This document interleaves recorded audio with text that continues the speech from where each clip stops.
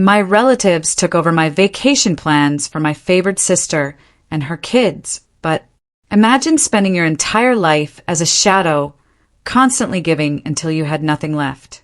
What if the people you loved most tried to steal your one chance at freedom?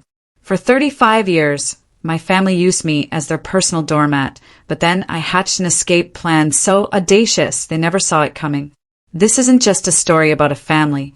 It's about finding your voice when you've been silenced for decades, and what happens when the good girl finally breaks. I grew up in a seemingly normal suburban Massachusetts family, but underneath the surface, there was a dynamic that warped everything. My older sister, Kate, was the golden child. Our home wasn't just a house. It was a shrine to Kate's life. Every wall was adorned with her accomplishments. Every dinner conversation revolved around her. I vividly remember turning 10. My parents were so busy prepping for Kate's college interviews, they forgot my birthday cake. They actually tried to pass off Kate's leftover graduation cake, still bearing her name, as mine. Can you believe it? As I grew, Kate's achievements overshadowed every single milestone in my life. I made the honor roll in middle school, but my parents barely noticed because Kate had just been selected for the debate team. I won a local painting competition in high school, but they couldn't come to the ceremony. Kate had a college campus tour. I learned to celebrate my small victories in secret, alone in my room. Expressing my joy would only elicit a brief, dismissive "that's nice, dear," before the conversation inevitably circled back to Kate.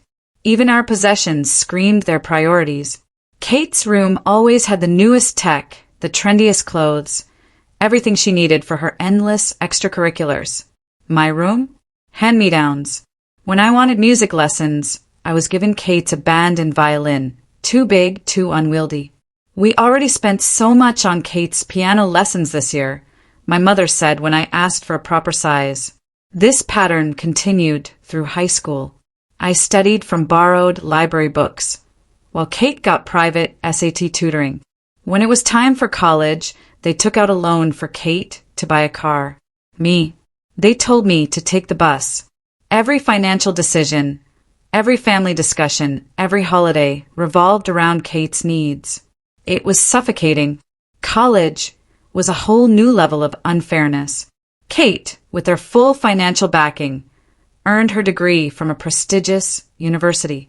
When my turn came, they could only cover half the tuition at a public school. "We're still paying off Kate's student loans," they explained. "You'll have to figure out the rest." So I worked 2 part-time jobs, constantly bone-tired, often dozing off over textbooks just to make ends meet. Meanwhile, Kate was launching her career in a job our parents had conveniently secured for her through their connections. Then came Kate's wedding, 7 years ago. Everything changed, or rather it got worse. For an entire year, our family's universe shrank to revolve solely around her ideal wedding. A designer gown, an opulent venue, a guest list of over 300. My parents took out another loan for it. I remember hearing them in the kitchen one evening, their voices hushed but firm. Nothing is too good for Kate's special day. Was there ever any question about who would be her maid of honor? Of course not. I was expected to coordinate bridal showers, plan a lavish bachelorette party, and manage every little crisis that popped up. When I tried to explain how stressed I was, juggling this with a full-time job, my mother snapped, "Don't be selfish, Elizabeth. This is your sister's special time." Next, the twins. My parents were ecstatic when Kate announced she was expecting. They were still paying off the wedding loan, but they immediately put money towards the down payment on a house for Kate, right near them. I watched them dip into their retirement savings, the same savings they claimed they couldn't touch when I needed help with college. "This is different," they insisted, signing the papers. "This is for our grandchildren." And who was the default babysitter, you ask? Oh, that would be me. It started as occasional requests. "Elizabeth, could you watch the boys for a few hours?" Soon, it became a weekly ritual, then extended into evenings when Kate and her husband Jack had appointments. My parents wholeheartedly endorsed this arrangement. "This is what family does," they'd say. Kate and Jack just assumed I'd always be there. The twins are active 7-year-olds now, and while I adore them, they're utterly draining. The routine is the same every weekend. Kate drops them off unexpectedly, usually with some excuse about needing me time or essential errands. The boys run wild, turning my small apartment into a disaster zone. When I try to set limits or ask for advance notice, Kate bursts into tears about being overwhelmed, and my parents criticize me for not being supportive. I work incredibly hard to establish myself in the marketing industry. Recently, I received a promotion offer, one that would mean more hours and more travel. When I cautiously brought it up at a family dinner, hoping for some congratulations, my mother immediately said, "But what about the twins? Your sister needs you here." Kate chimed in, "You can't take that job, Elizabeth. Who will help me with the boys?" It was like my career, my life, my time. None of it mattered. "My father," ever the peacekeeper, added, "family should come first, Elizabeth." My mother would always conclude, "Your sister has 2 children to look after. You don't know what tired really means." When I tried to explain how overwhelming it all was, Kate just accused me of being jealous. "You're just bitter because you're still single," she sneered, as if my marital status was the only measure of my worth. Last month, after a particularly brutal weekend with the twins, they damaged my laptop and left permanent marks on my couch.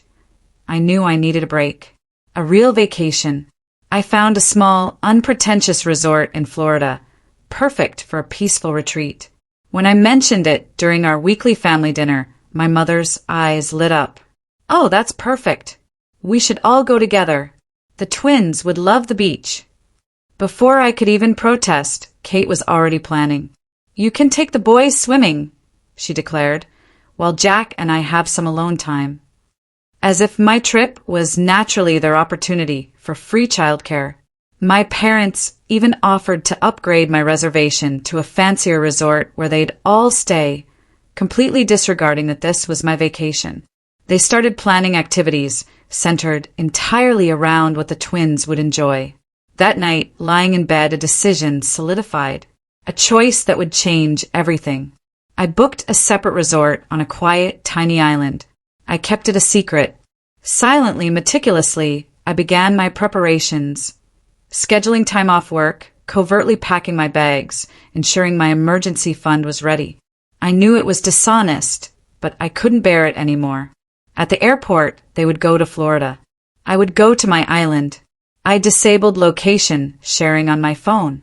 And yes, I was ready for the inevitable backlash. I knew there would be drama. I knew they would be furious. But for the first time in my life, I was choosing myself. For 35 years, I had been the dependable sister, the perfect daughter, the always available aunt. I'd given up my social life, my weekends, my own needs, all to meet their expectations.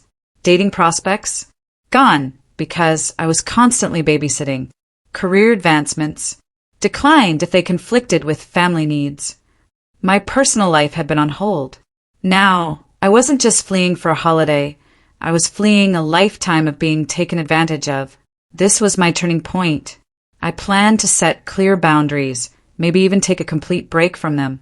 I was sick of sacrificing, of being the family's pillar, the ever-reliable fallback. First update.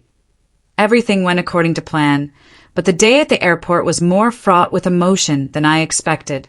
I arrived early, deliberately choosing a different check-in station far from where my family would be. Through the glass walls of the terminal, I watched them arrive. Jack, checking their booking details, my parents looking excited, Kate already herding the twins and hauling luggage. As they headed to their check-in counter, I silently slipped through security for my own flight. The moment they realized I wasn't at their gate, my phone started buzzing. First, bewildered texts. "Where are you?" "We're at gate B12. Then anxious ones. "Elizabeth, has something happened?" Finally, the enraged ones. "How could you treat us like this?" "The boys are in tears." Before I boarded my plane, I switched off my phone. A strange mix of liberation and remorse washed over me. I'd lived with that guilt for most of my life, but the freedom? It was exhilarating. It was new. The crowded, touristy destination they were headed to was nothing like my little island resort. The instant I stepped onto that beach, years of strain evaporated. No twins to babysit. No family drama to manage. No schedule to adhere to. Just the ocean, me, and complete, blissful freedom. The first 2 days were tough, I won't lie.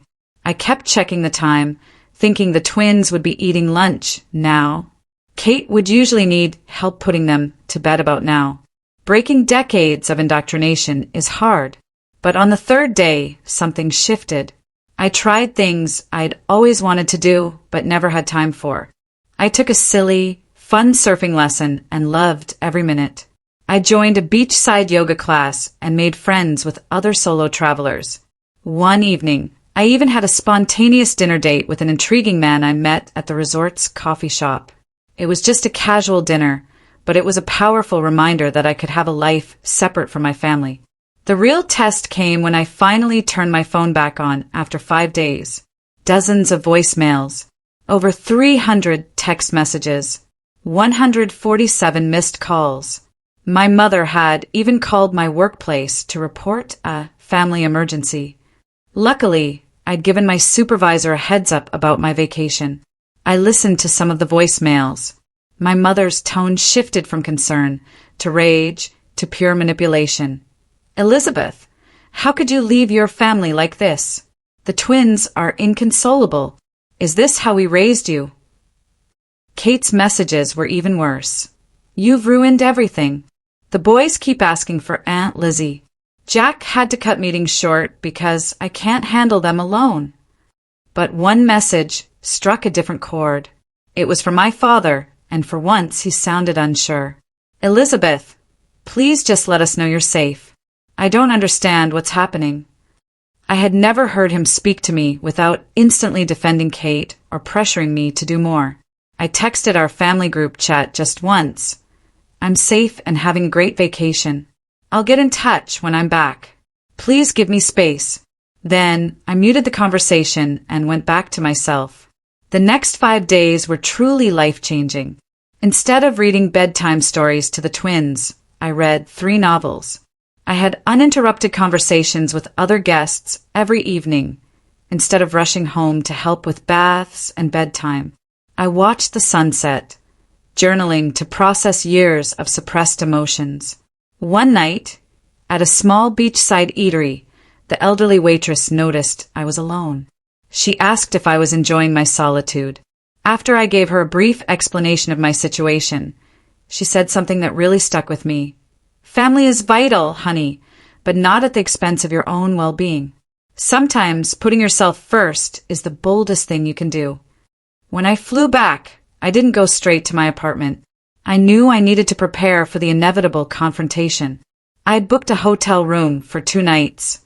During this time, I updated my work emergency contacts, changed the locks on my doors, and most importantly, put my boundaries down in writing. My family found out I was back when I accidentally liked a coworker's social media post.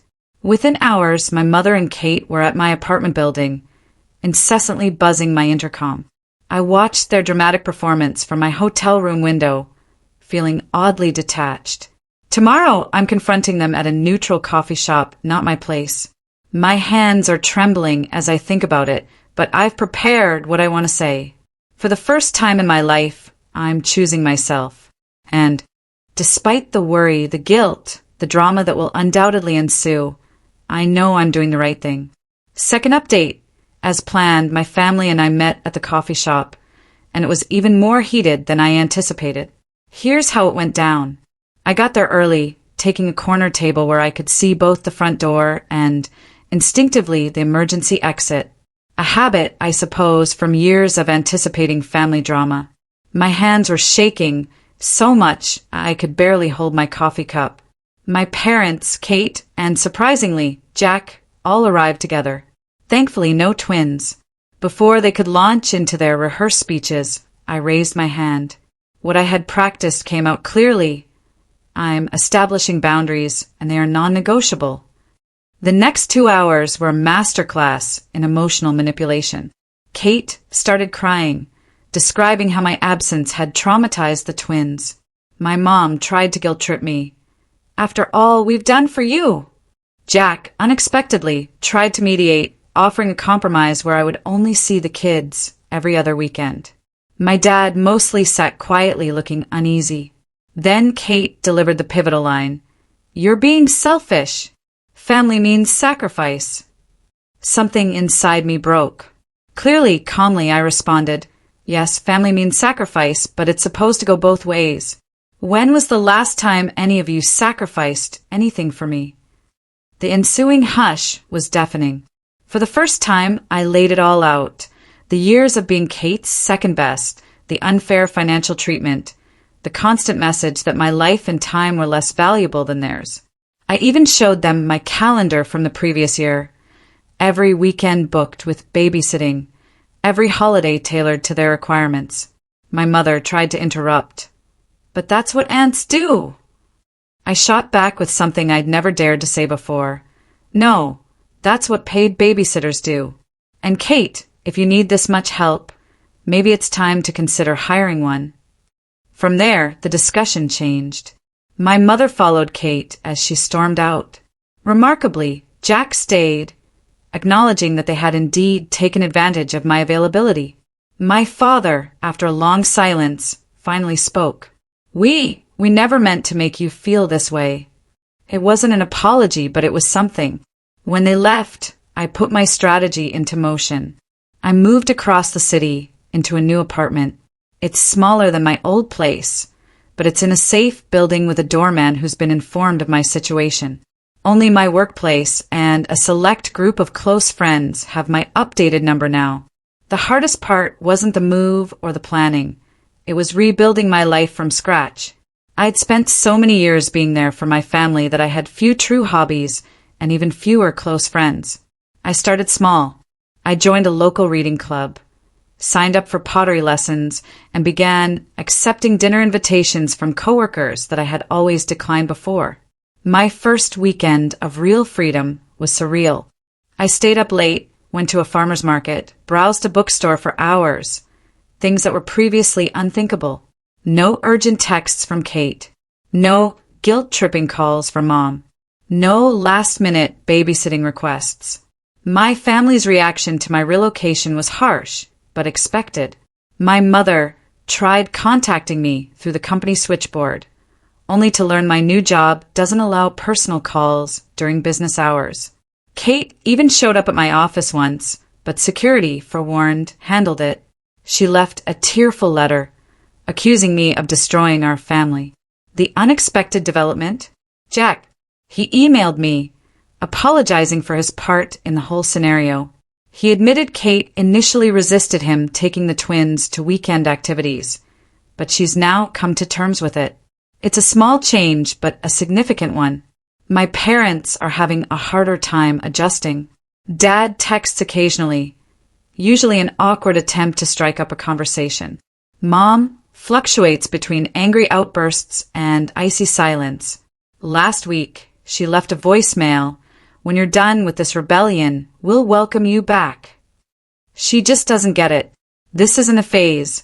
This is my new reality. Without constant family interruptions, my work has improved dramatically. I'm more productive, more focused. My supervisor noticed the shift and assigned me to oversee a major new project. For the first time in years, I'm also dating casually, taking things slow. But the biggest shift has been internal. That constant background anxiety I carried for years, it's gone. I've started exercising regularly, eating better, and sleeping soundly. My therapist, yes, I finally started therapy, says I'm recovering from what she calls chronic family stress syndrome. Last weekend, the twins sent me a gift with some handcrafted notes expressing how much they miss me. It was bittersweet, but I stayed resolute. I wrote them back carefully, explaining that while I love them, I need some time to look after myself. I had to write it, even if Kate probably won't read it to them. There's a lightness about you now, an old acquaintance remarked yesterday when I ran into her. "You look years younger." She's right. Despite the angry texts, the emotional manipulation, the guilt that still surfaces sometimes, I feel lighter, more liberated. Family love shouldn't feel like a prison sentence. I'm discovering that true love involves respect for personal space, acknowledgement of one's own needs, and reciprocal support, not just one-sided sacrifice. My new apartment will be 1 month old next week. For the first time ever, I'm daring to throw a tiny housewarming celebration. Just a few friends from pottery class, book club, and work. No expectations, no drama, no family. Just people who embrace me for who I am. Third update. It's been a life-changing 3 months, and I want to share how it's all come together. The confrontation I'd been dreading, yet anticipating, finally arrived last week. My father unexpectedly showed up at my workplace. His approach was different from Kate's emotional manipulations or my mother's frenzied attempts. He was composed, almost resigned, when he asked if we could have lunch. We met at a quiet eatery near my office. For the first time in my life, he truly saw me, not Kate's sister, not the family's fallback. "You look healthy," he said, startled. "Happier." The weight of his observation hung in the air, a silent acknowledgement that he hadn't seen my discontent for years. He told me the family had a proposition. They were willing to make concessions if I agreed to take my place back in the family. I could have every other weekend off, he went on, and they'd even pay me for my time with the twins, as if monetizing the obligation would make it more appealing. Looking at him across the table, I realized they still didn't understand. They saw my independence, not as a basic right, but as a negotiating chip. "Dad," I replied, "I'm not negotiating my freedom. I'm living it." The conversation that followed was the most honest I've ever had with my father. I explained how their relentless focus on Kate had impacted me, emotionally as much as practically. I recounted forgotten birthdays, overlooked accomplishments, disregarded dreams, memories he'd either never noticed or completely dismissed. His reaction surprised me. He sat in silence for a long time, not making his usual defense of their decisions. Finally, he said, "We thought we were doing what was best for the family. We never saw how much we were hurting you." It wasn't quite an apology, but it was the first time I felt truly acknowledged. The real turning point was when he asked about my new life. For the first time, he genuinely listened as I talked about my pottery lessons, my job advancement, the new friends I'd made. I even showed him pictures of a vase I'd crafted. It wasn't perfect, but it was mine. Then he said something that shocked me. "You seem to have built a good life for yourself without us." The recognition and the grief in his voice were genuine. We agreed that nothing would ever be the same between us. As he left, he gave me my first sincere hug in years. "I hope someday we can be part of your life again," he said, "but on different terms." That exchange seemed to trigger a final round of family strife. When my mother learned of our lunch, she launched a fresh wave of emotional attacks, telling other relatives that I needed an intervention because I was having a breakdown. Kate, feeling betrayed by our father's tacit approval of my choices, has been making passive-aggressive remarks about selfish sisters and broken families on social media. The difference is, none of it has the same impact on me anymore. From my new vantage point, their actions seem like desperate attempts to maintain control over someone who has finally claimed her freedom. My new apartment truly feels like home now. The walls are adorned with my pottery attempts and pictures of my chosen family, friends who value my independence and respect my boundaries. At work, I've started mentoring less experienced coworkers, finally breaking the toxic cycle of one-sided support that had trapped me for so long. My relationship with time has changed the most. Weekends are mine to spend however I wish. I've started learning Spanish, joined a local hiking group, and even started dating someone who truly respects and values my limits. For the first time, I'm building a life that is true to who I am, not what my family demands of me. Last Sunday, the twins sent me a homemade card clearly written under supervision, full of regrettable statements about how much they miss Aunt Lizzie. Previously, this would have sent me into a spiral of doubt and guilt. Instead, I responded with a tender yet firm letter, explaining that my love for them hasn't changed, but sometimes grown-ups need to look after themselves.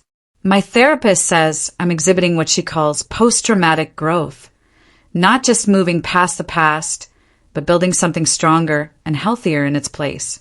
She's helped me understand that I'm not responsible for fixing my family's dysfunction. The most recent development: yesterday, Jack, Kate's husband, contacted me. He wanted to let me know that my stance has caused shifts in their home. Not to place blame on me, he emphasized, but they've finally hired part-time help for the twins, and he's become a more involved parent himself.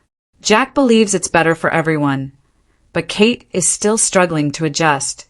As I write this final update, I'm sitting in my home office, preparing for a business trip next week, something I could never have done in my previous life. On the wall behind my desk hangs a framed quote that truly speaks to my journey.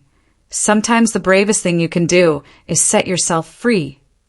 I want to thank everyone who supported me and followed my story. You gave me the courage to make my own decisions. If you're wondering if people in similar circumstances are selfish for desiring their own lives, know this: you are not. Being free is not selfish. Treating yourself is not unkind. Setting limits is not an act of treachery. I have no idea how my relationship with my birth family will develop in the future.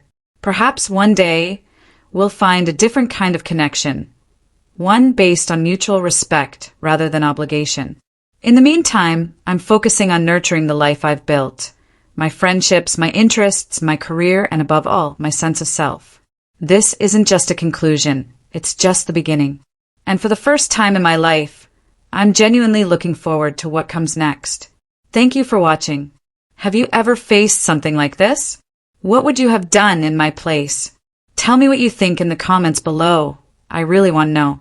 And if you haven't subscribed yet, please do so and hit the notification bell to stay updated with more shocking, real-life stories happening around you.